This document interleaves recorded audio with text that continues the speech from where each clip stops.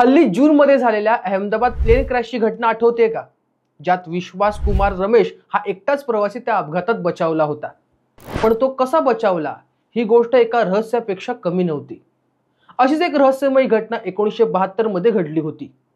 तर 26 जानेवारी 1972 चा तो दिवस होता. वेस्ना वुल्विकला फ्लाइट अटेंडंट म्हणून काम करून नुकतेच 8 महिने झाले होते. वेस्ना तशी मूळची सर्बियाची होती. 26 तारखेला वेस्ना जॅट युगोस्लाव एअरलाइन्सच्या फ्लाइट 367 मध्ये फ्लाइट अटेंडंट म्हणून काम करत होती. खरं तर त्या फ्लाइटवर ती नसणारच होती, कारण तिच्या जागी दुसरीच वेस्ना काम करणार होती. पण नावात गोंधळ झाला आणि त्या दिवशी वेस्ना वुल्विक कोपनहेगन येथे जॅट युगोस्लाव एअरलाइन्सच्या फ्लाइट 367 मध्ये चढली. फ्लाइट टेक ऑफ झालं. हे स्वीडनच्या स्टॉकहोम पासून ते सर्बियाच्या बेलग्रेड पर्यंत जाणार होतं. या प्रवासात मध्ये 2 स्टॉप होते.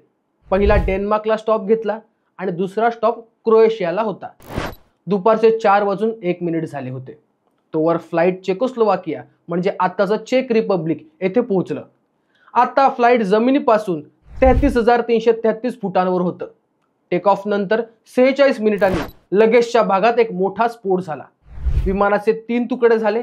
आणि पुढे काय झालं हे जाणून घ्यायचं असेल तर गाजावाजाला सबस्क्राईब करा आणि आमच्या नव्या अपडेटसाठी बेल आयकॉनवर क्लिक करायला विसरू नका. नमस्कार, तुम्ही पाहताय गाजावाजा.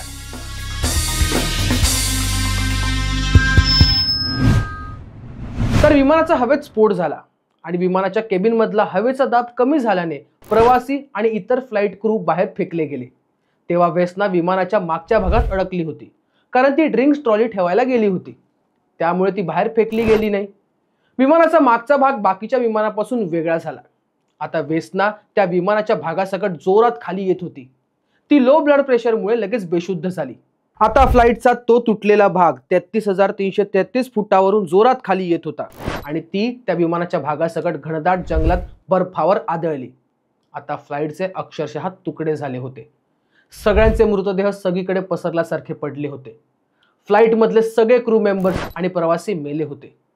आता सगळीकडे भयान शांतता पसरली होती. वारा आणखी जोरात वाहायला लागला.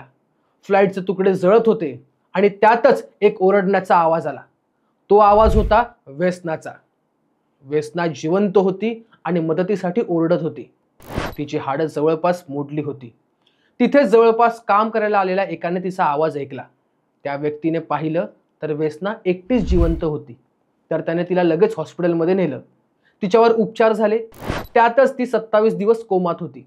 तिचं डोकं, स्पाइन, पेल्विस आणि दोन्ही पाय फ्रॅक्चर झाले होते.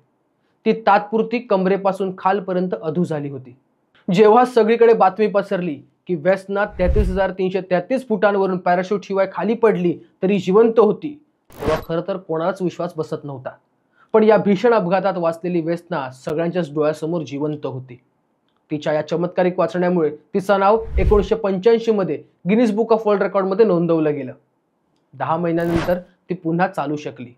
पण मणका वाकल्यामुळे तिला कधीच पूर्वीसारखं चालता आलं नाही. तिला ती कशी वाचली असं विचारलं तेव्हा ती म्हणाली, तिला त्या दिवशीचं काहीच आठवत नाही. काही लोकांनी असा दावा केला की वेस्ना कदाचित इतक्या उंचीवरून पडलीच नसेल. विमान कमी उंचीवर असणार, नाहीतर ती वाचलीच नसती. पण ब्लॅक बॉक्समधून मिळालेल्या फ्लाइट डेटाने हा दावा खोडून काढला. त्या डेटानुसार स्फोटाच्या वेळी विमानाची हाईट खरंच 33,333 फूट होती.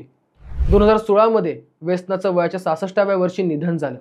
पण वेस्ना इतक्या उंचीवरून वाचली खरी, पण विमानात तो स्फोट कोणी केला आणि का केला याचं उत्तर आजही मिळालं नाही. फक्त 2024 मध्ये स्वीडनमधील क्रोएशियन दहशतवाद्यांनी हा स्फोट घडवला असेल असं म्हटलं गेलं. पण या स्फोटाला नक्की कोण जबाबदार आहे हे अजूनही पूर्णपणे स्पष्ट नाही. तुम्हाला ही वेस्नाची कहाणी कशी वाटली आम्हाला कमेंट्समध्ये नक्की सांगा आणि गाजावाजाला लाईक, शेअर, फॉलो आणि सबस्क्राईब करायला विसरू नका.